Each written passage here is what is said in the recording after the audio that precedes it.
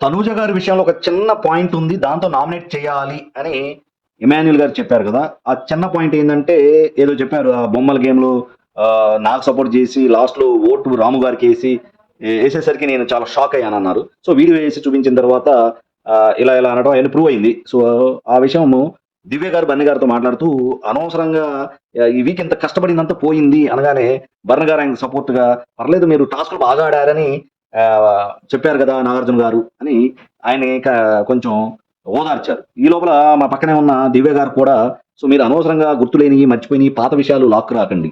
So, దానివల్ల మీరు అనవసరంగా నెగెటివ్ అయ్యారు అని చెప్తుంటే, సో, మీరు బర్న్ గారిని అబ్జర్వ్ చేస్తుంటే ఏమన్నారంటే చేసుంటే ఇదొక్క పాయింటే గాదు. ఇంకా ఇవి చాలా చిన్న పాయింట్లు. ఇంకా పెద్ద పెద్ద పాయింట్లున్నాయి. అంటే అర్థమేంటి? సో, తనూజ గారి మీద ఇంకా ఏవో పాయింట్లు లాగాలని భరణి గారు, ఇమాన్యుయల్ గారి టీము ఆలోచిస్తుందేమో అన్నట్లు అక్కడ మీనింగ్ వస్తుంది.